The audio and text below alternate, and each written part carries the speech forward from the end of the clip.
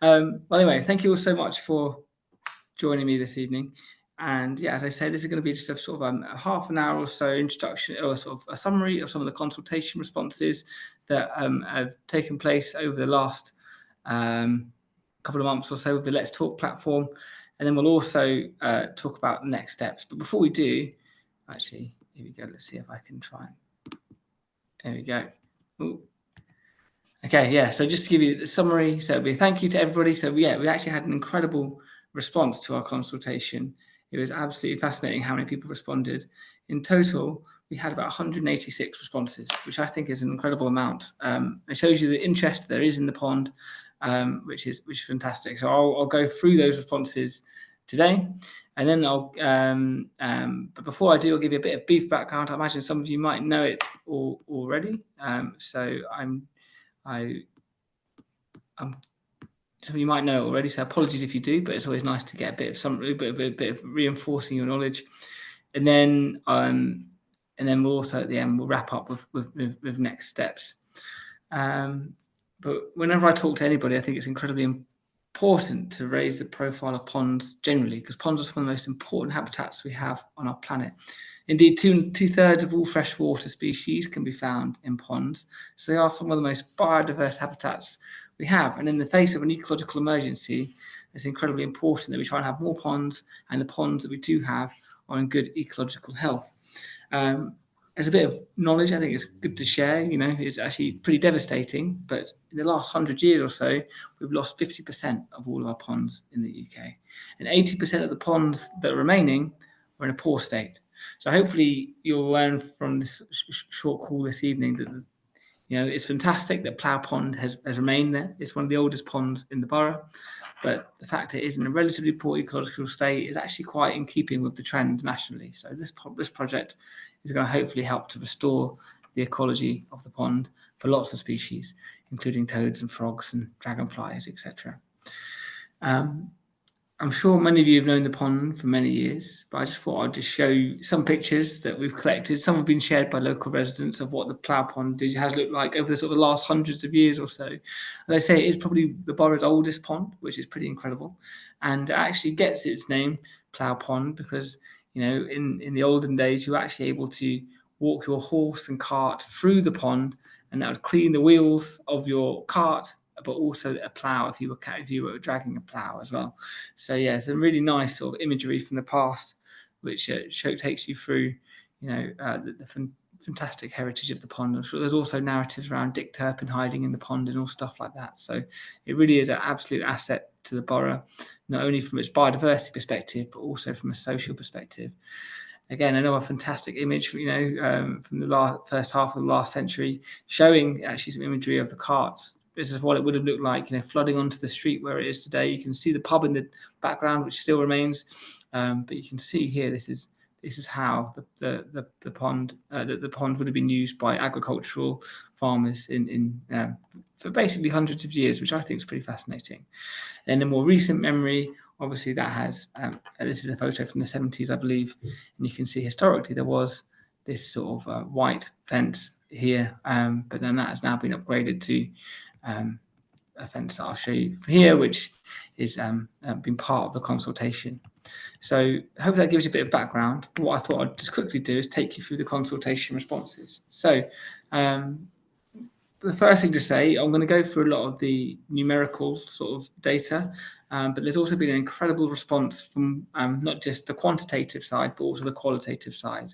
So thank you all so much for not only answering the questions, but also taking the time to write responses. And I promise you, I've read absolutely every single one, and we can talk about some of those more sort of subjective, those sort of qualitative answers as well before we close the meeting. But the first thing to say again, absolutely fantastic to have so many people who have participated in the consultation. I actually believe it was one of the highest consultations that took place, taken part in the council over the last sort of 12 months. So a huge thank you to the Friends of Manor Park, the Old Malden Facebook page for sharing it. Of course, thanks to Councillor Massini, who's been sharing it as well to get as much participation as possible. So thank you all so much for sharing it and encouraging people to participate. And thank you to everybody who actually took the time to undertake it. So as you can see, this gives you a breakdown of not only how many people responded, 186, but also have people visited Plough Pond before. And interestingly, 98.39 or 183 of the people responded had visited the pond before. So that helps to give us a bit of understanding of some of the people who've been undertaking the survey. The next question we had again was to better understand the people who were doing the survey. So we wanted to understand how many people, how many times people have visited the pond, or how often they visit the pond. And this is quite interesting. It was quite a good distribution. You get your typical sort of standard distribution there. So 3 people said they'd never visited the pond before. 50 people said they visited it daily, and that is quite interesting. But the highest amount was people visited it on a weekly basis. We were probably walking past to and from the shops, and that represents 40.86% of all the responses. And then monthly, and then once per year, and then one person didn't answer it. But it shows you a lot of the people who participated in this consultation were familiar with the pond, which is great. Again, we wanted to understand how people live, because these are typically people who are going to be experiencing the pond on a more daily basis. And out of the 186 responses, 170 of them lived within a mile of the pond. So again, that shows you it's a really well-focused consultation exercise, and thank you all for responding, especially those of you who live within a mile of the pond. Of course, still value people's responses who live outside a mile as well. And this is probably one of the most important questions that we had in our consultation, which is, are you in favour of the pond being restored? Because there's been lots of discussion around this, either in some of the in-person consultation events that we've done actually at the pond itself, or at in the Manor Park Festival that took place a few months ago now. So yeah, it was really interesting to gauge the general opinion about how many people actually wanted to see the pond be restored. And out of the 185 responses, 179 people said that, which equates to 96% of the participation, that they would like to see the pond restored, which is an interesting response, and hopefully validates that this is an interesting and important project.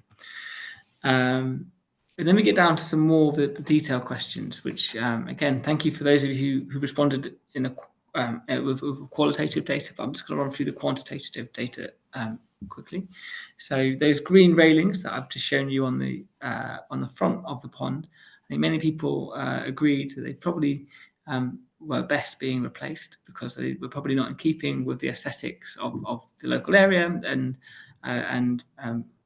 being replaced is probably showing that we do value and love the pond, and that it's being looked after, and it can be a sense of pride for the borough or Old Malden. And you can see, of the 182 people who responded to this question, 172 people said they would like to see the railings replaced, which again, I think is a vast majority, which is quite an interesting insight to thoughts towards the pond. We then gave some options about what sort of pond fence design you'd like to see. There were some more ornate elements that we took to sort of in-person consultations, but on the main sort of options that people had to select was these ABC, which is sort of relatively well-used types of fences within sort of council projects historically. So these were the 3 main options, and you can see here 124 people selected A, which equates to 66%, which is this bow top fence here, and then subsequently B was 37, which represents just about 20% of the share, and then C, which was just the rectangular one, and that was 9 people. And none of the above was quite interesting, because there was opportunities for people to, suggest other types of fencing, for example, wooden or more ornate, which some people did present in the comments. And 14%, 7%, 14 people really made that point within the numerical evidence. We also had a question about the colour you would like to see, and relatively unsurprisingly, green was the most favourite out of all different types of colour that these fences come in. Green won the share by about 67%, which was 126 people voting for that. So quite interesting. Another interesting point that again caused quite a lot of discussion and debate throughout the process. It was really good to have those discussions. As if people would like to see a viewing platform installed. The rationale behind this one was from talking to people within the community, but also from a health and safety perspective, because the path is quite narrow by Plough Pond, as I'm sure many of you have experienced. If somebody's there in a wheelchair or pushing a pram or something, it can be quite a confined environment. We wanted to create a place where you wouldn't have to move around any sort of obstacles and put yourself in jeopardy by stepping into the road. So we thought the best option potentially would be to install a viewing platform which people can enjoy, stand on, and just sort of be, give yourself a bit more opportunities to enjoy the just taking in the pond. So as there were 184 responses for this, and 144 of those responses said they would like to see a viewing platform installed. 40% said no, and 2 said didn't answer. So again, I think that helps to sort of justify or gives strength to the idea or to the installation of a viewing platform being installed as part of this project. Another element that generated quite a lot of discussion was around interpretation boards, and asking if people would like to see interpretation boards which raise awareness of the natural and social heritage of the pond. I've actually quite a few comments in this. People didn't actually know what an interpretation board was. So just to show, they are sort of illustrated artistic bits of work that hopefully aesthetically demonstrate either natural elements of the park or pond. So for example, information around the dragonfly species or the frog species or the bird species that can be inhabited the pond, and raise awareness of those biodiversity features. But we also wanted to have a social heritage one as well, raising awareness that it is the oldest pond in the borough and its forms over the many years, hundreds of years, and just helping to really instill that sense of place and opportunity for people to really connect to the pond and learn about it while they sit and look at it. So it's interesting to see that 176 people were in favour of seeing interpretation boards installed, which is really, really positive. So this is a very much artistic work that we used as part of the design, which was done by the contractors. This was never meant to be taken as a scalable, real representation. It was more of an artistic impression. But I do think some of these elements have been, in some sense, have been approved by the consultation. Not one being this bow top fence style, but also this viewing platform. But this might not be, well, we're looking to actually move this viewing platform so it's not so central, so it's slightly off to the side. And I'll show you an image of where this sort of proposed space is in a moment. One thing I would say, just some of the other before I go on to sort of the next steps, some of the other qualitative elements of the park, the responses that we received were around long-term maintenance of the park, of the pond, which is something I'm going to come to in a moment. But also a lot of people were talking about the typhoid, the bulrushes, which are quite invasive and do quite obscure the view. So certainly as part of this work, we're going to look to reprofile and remanage the vegetation to still remain habitat, but really help to try and keep the aesthetic nature of maintain habitats, but also have it looking like a well looked after pond, hopefully getting lots of love from the local community. And I've got a nice update about that in a moment. This is a very, very on-technical drawing that I've sort of put together. Within the consultation exercises, there was some questions around, can we actually try and move, play around with the height with the road itself to widen the path within the funding that we have secured for this project, which is secured by something called Neighbourhood Community Infrastructure Levy, which was voted on at a committee by the Walden and Coombe councillors, very much supported by Councillor Massimi. So thank you, Councillor, for your support with this project.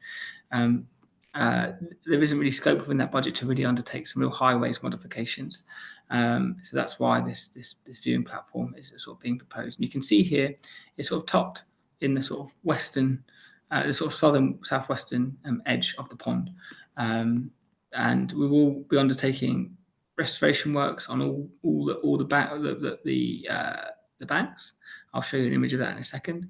We'll be sort of dredging the pond out and making sure, improving sort of the depth habitats, the freshwater habitats within the pond, because within a pond you get different levels of life at different depths. So if we can make sure we have a variety of depths within that pond, it can sustain a great amount of invertebrate life, which is really good for a really highly functional pond when it comes to ecological health.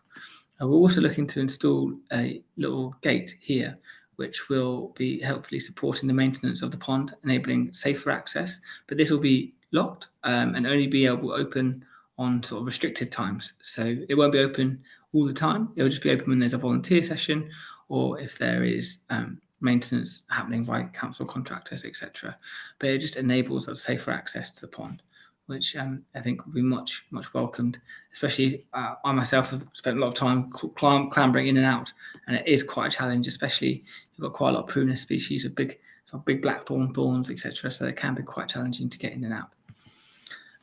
This is an example of some of the sort of wetland restoration elements. So we're working we've undertaken a procurement process within the council, and the AGA group was successful in winning the tender associated with the restoration works. They've got a good reputation within the borough of doing multiple pond projects. They've done pond restoration at Vine Close, they've done pond restoration at Latchmere, they've done pond restoration at Claremont Garden, sorry.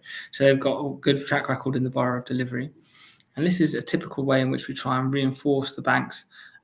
So some of the silt that's excavated from the pond will actually be used to help to reprofile the banks, and we can use these sort of wooden hardwood faggots to then create a sort of strength within the bank. And then on top of that, you can put these coir rolls and planted vegetation, but also use these pre-vegetated mats that have a variety of native plant species that are great for wildlife, but also look quite good because especially the bank at the back of the pond is actually quite collapsed and doesn't support much in the way of a variety of different sort of marginal aquatic plants. So this will hopefully help to really improve the bank vegetation as well as the actual the watery habitats as well. So that's one of the elements that we'll be undertaking. So just to give you an update on next steps, some of you who might have been walking around the pond today might have seen the AGA group were actually starting some initial vegetation clearance today. That's mainly around the area where the gate is going to be put. But works are due to start on the 6th of January, between a 4 to 6 week delivery period, and effectively all the elements that were voted for within the consultation exercise have been included within the scope of works. So that includes the viewing platform, the restoration of the fence, but also the wider bank habitats as well. So really exciting time for the pond. I'd hope you all agree.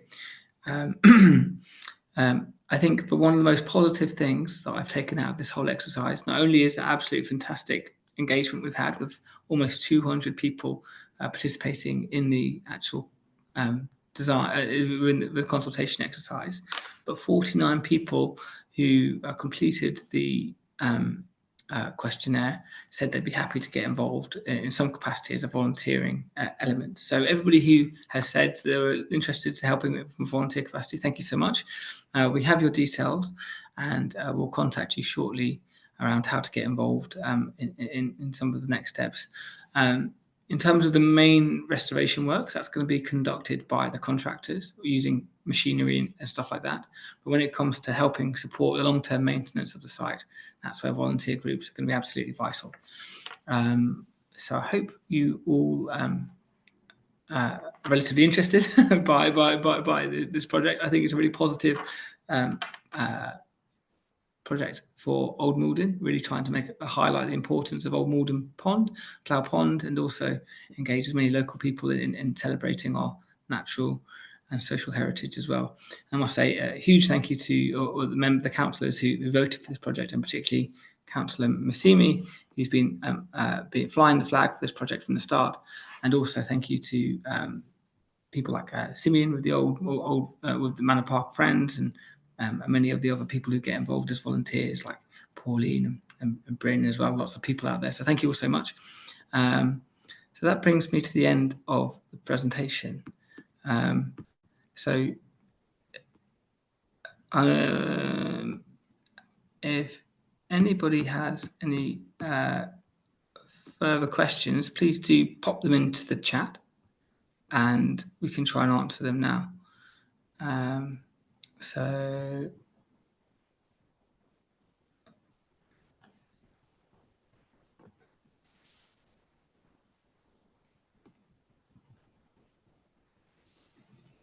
okay, I'm just looking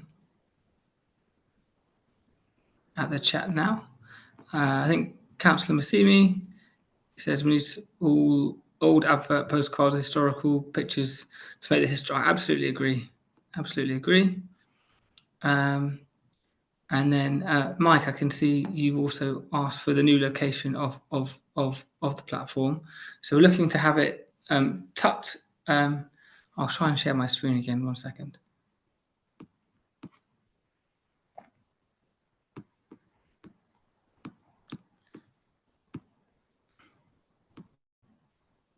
So hopefully you can see that here. So it's not a great diagram, but here you can see the pond. You can see Church Road here. This is Miller and Carter pub, and we have the pavement going along here. So we're looking to have the platform. This is slightly oversized actually, because it's not looking to be that big, but it will be on this sort of edge of the sort of this southwestern, I suppose, or north. Yeah, well, this is if you're heading south on Church Road, on that sort of aspect of the site. Part of the justification for that, people get quite concerned when pond water levels fluctuate, especially in periods of climate drought. And this is something that's going to happen more of climate breakdown. We are going to see greater periods of drought and potential greater periods of flooding as well. But this pond, will fluctuate with the seasons, as I'm sure many of you have witnessed already. And this sort of compartment here actually will help to hide some of that drawdown. And people might just think, oh, that means we're just trying to hide the problem. But actually, the drawdown, when it comes to that fluctuation of water going up and down, is really important to a whole array of freshwater species. So we'll still be able to get some lovely habitat underneath that viewing platform for a whole range of freshwater species. But it will just try and make it slightly more aesthetic, hiding if it does indeed sort of that drawdown does happen, and you do have exposed soil, which from an ecological perspective is great, but I completely recognise from an aesthetic perspective is not so good. Hopefully that answers that question.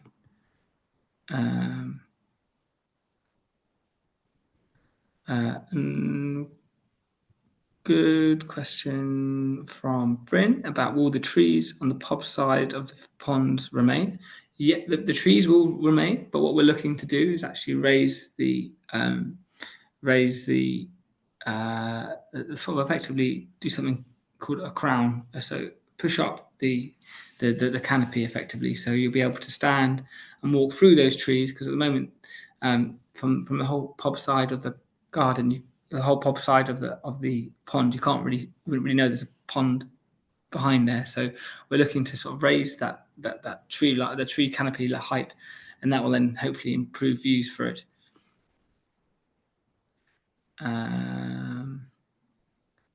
Still asking questions. So Pauline, the moorhens have nested in areas on the back of the pond. Will they be able to? The moorhens have their nesting area at the back of the pond. Will they be able to try and not damage that? Yeah, absolutely. So this is part of the reasons why we're doing this project in wintry conditions is because we're outside the nesting season, and certainly habitats will be available for the moorhens to continue nesting, as well as hopefully a whole plethora of other bird species as well.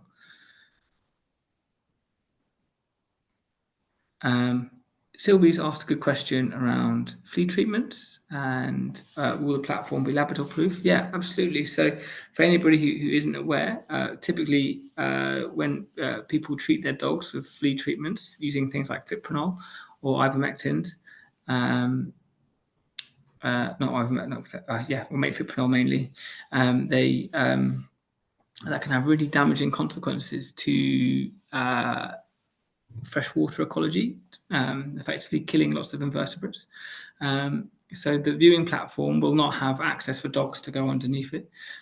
Some people have raised about issues of litter getting through into through the new fence. We'll look to sort of cage that off to make sure that dogs and both litter can't easily get into the pond. So yeah, unless it's a really committed Labrador, it'll be quite challenging for them to get in. Nick, you've asked, will there be any good invertebrate monitoring to judge the improvement value of the park? Well, so we have some of the pond. So we have undertaken some eDNA samples already to try and get an understanding. I'm still waiting for the Natural History Museum to send them back to us. So hopefully they'll send them and that'll give us some good baseline data to monitor any improvement. But I think just getting people there and looking and helping to record species of dragonflies in the summer, I think would be really important. So it's not as embedded into the project as much as I'd potentially like to see because of funding. But there'll certainly be encouraging volunteers to participate in dragonfly and monitoring. Maybe we can look at, we have some field recorders days booked for next year as well. Maybe we can try and do that as well. Mike, I can see you have the Friends of Earth A4 reminder about flea treatment on all ward notices. Great, perfect. Thank you very much. Great. Are there any other questions? So what I might have to do, I've recorded this session, so I'm going to hopefully watch it back and see if it worked. If it hasn't worked, which it might not have, I'll record it again and we can try and post that through various social media channels to give people the opportunity who haven't been able to join us this evening to join us. But thank you all so much for not only joining me this evening, but supporting this project. Hopefully it's another great example of how Kingston can aim to become a leading borough for nature conservation, and having more ponds of high value, lots of ecological value that are well loved by the community, I think can only be a good thing. So thank you all so much. And if there's any other questions, please feel free to contact me or contact us via other various ways in which you can contact the council. There's lots of ways in which you can do that online. Perfect. Great. I'm glad it worked for you, Nick. Cool. If there's no other questions, I might call it there. Cool. Thanks, Pauline, as well. Thanks, Mike. Great. Thank you all so much. And I hopefully see you in a less virtual capacity soon. So thank you, everyone. And I look forward to seeing you soon. Bye for now.